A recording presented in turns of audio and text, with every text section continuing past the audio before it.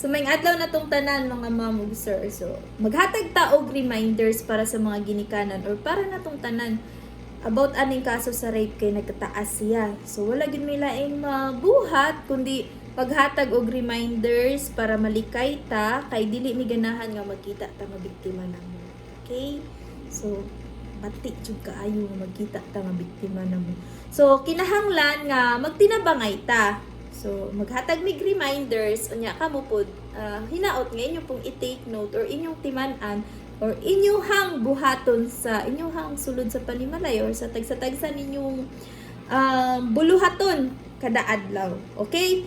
So, kabalo ko nga busy kaayo tang tanan pagpangita og kwarta, especially karon nga mahal ng palitunon, di ba? So, mutana ta og para kinsa man nganong nangita man tag kwarta, di ba? Para sa tong pamilya, para sa tong anak, di ba mo ni kasagarang rason nya usahay sa sige na tong pangitag kwarta makalimot na ta sa ato ang obligasyon sa atong anak. So guilty pud ko ana usahay. Okay? So tao ra man ta, kinanglan man gyud ta mabuhi, kinanglan gyud ta kayod gyud tagtaman samtang gaginhawa ta, di ba? Mo lang ni siya na natin mga reminders para malikay ta. Simba ko. So, rape. Taas na kaayo or ni taas ang kaso sa rape karong panahon na. So, mo lagi na di ko ganahan magkita. Tanin nyo nga, biktima na mo. Kami, nasa kapulisan, especially sa Women and Children Protection Desk, no? Dili mi ganahan niya magkita ta. Sige yan, ang kubalik-balik mo. Nga biktima na mo, okay? Tinuod man sad. Okay, so mo na number 1, no, reminders or tips para sa mga ginikanan. Bata pa nang atong anak. Mag-edad og 4, 5, kung makasabot na sultihan, especially ka ng mga daycare, kung unsay atong i-feed sa ilahang mga huna-huna, di ba? Dali kina sila mo catch up. So, dihang dapita, ato nang i-take advantage. Ato na silang tudluan kung unsay mga pribadong parte sa lawas nga dili pwedeng hilabtan ni bisan kinsa. Okay? Kung kani nga buluhaton ipabuhat sa ilaha sa laing tao, pwedeng musumbong sila dayon. Ato gyud na silang i-briefing, ha? Dili man niingon nga wala na gyud tay salig sa ato ang mga tao sa atong palibot, but based lang sa amo ang mga report nga nadawat kasagaran ng mga biktima, mga minor de edad.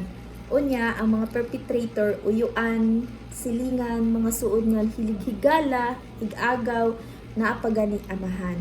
No? So, walay kumpiyansa rong panahon na grabe kaayo katalamak ang social media. No?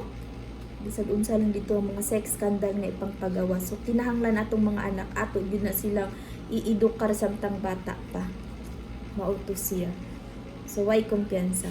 So, ikaduha, constant communication sa inyuhang anak. Every end of the day, mangutana gyud mo dapat kung asa sila gikan, kinsay kuyog nila, ug unsay gibuhat nila rong adlaw. Kay akong balikon,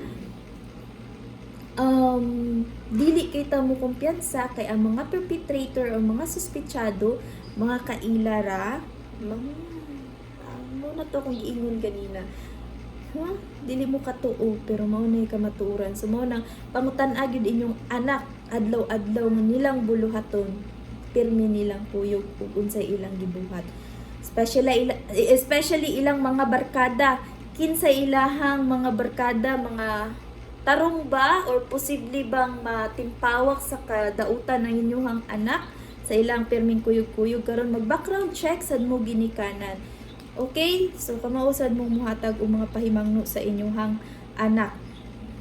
Kaya nga naman, naatay grupo sa mga kabatanunan nga common friend ra na sila nga nagkasinabot nga manisko, magtagay-tagay, and then tarong ang imong anak niya, nakuyog nila, and then naa sila gi-pick up nga girl or friend pud nila nga girl nga ilahang gitabangan. So na didto sa circle of friends kinsay ni hilabot ingana.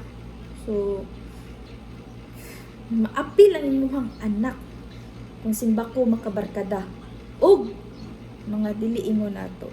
Okay, so dapat background check sa mo kay ang tentasyon anytime na agyon. Okay? So follow up ginikanan. So kanipod, as much as possible, kung wala man lay paliton na importante sa gawas, dapat ayun na ninyo pagaw sa ugis oras sa gabi no? Kay naapod toy nahitabo nga katong sa Toledo katong gipatay gyud, di ba? Kay numdum mo ato nga nipalit ra tug load nya giatangan na di ay siya. Lagi nara sa palibot ang mga suspitsado na niid ra pud na ano sa makahigayon. So dapat i-briefing po na inyuhang mga anak kung mugawas dapat dili masigig tan-aw sa cellphone, mamaniid kung kinsay naa sa palibot, kung kinsay permi niya makit-an din na lain bag tinan-awan niya na dapat mapagmasid pud or vigilant pud na inyong mga anak. Briefinga jud og mga ingon anak kay wa ta kabalo sa aksidente simbako.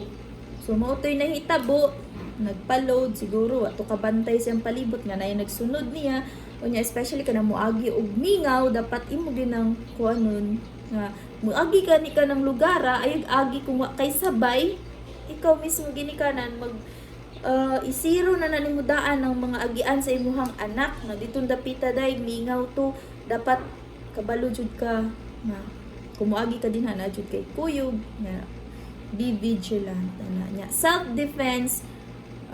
Kung mahimo i-enroll nag mga karate or arnis baron imong anak at least kabalong mudagan no ing anak kay kung ma-enroll na sila ingon ana kuan naman na sila security conscious naman na sila sa ilahang self. Kay syempre part man na sa itudlo.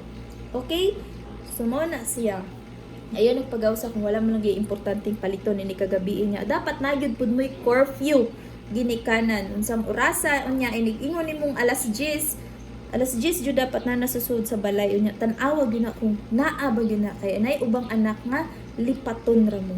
Okay, so sunod iedukar na sila sa mga salida nga dili para ilaha inyo na sugdan ka nang ingana 4 years old, 5 ka na makasabot na sige nagtanaw og kwan sa cellphone kay di na to ikalimod karon mauna na inyuhang pamaagi or atong pamaagi para mohilom ang bata tunulan og gadget. So dili naman na nato kapugngan kisa may makapapugong din nga i-shutdown ng Google sa Pilipinas. So sa pagkakaroon nga talamak pa kaayo na siya no naman ay disadvantage ug advantage ang internet. So dapat kita ginikanan mabinantayon tawag unsa gipang tan-aw sa atong anak i-random check gyud na siya. So samtang bata pa idukar ang mga salida nga dili para nila nga makadaot nila ing ani ing ana. Okay, so dako kaayo na og tabang ang inyong pag-monitor. Okay, dayon sunod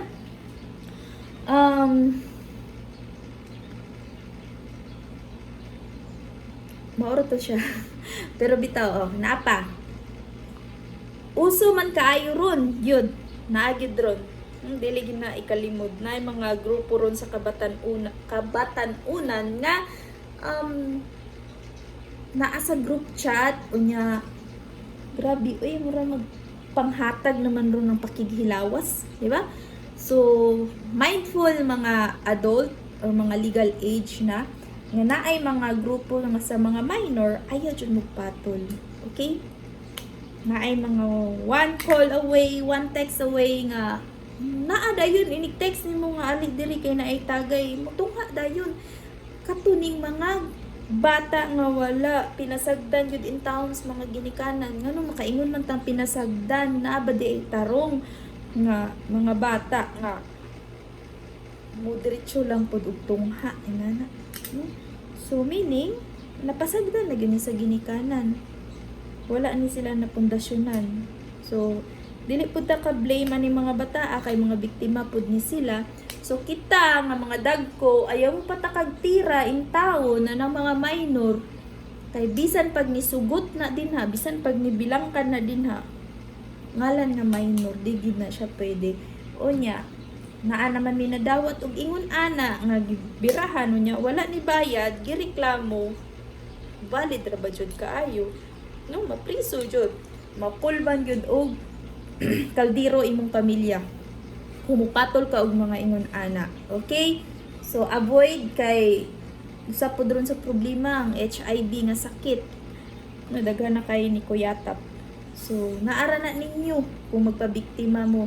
Kami, igo raming mo remind, igo raming muhatag ninyo og tips para malikay mo. Hinaot nga, dili ninyo lainon pagsabot. Okay? So, magtinabang ay ta para sa hapsay nga palibot o dili ta mabiktima. Okay? Maura to siya. Kung naamgani ko'y nalimtan, i-comment lang ninyo sa ubos. Okay? Dagang salamat. God bless na tong tanan. Mag-amping ta. Okay? Okay? Okay? Okay.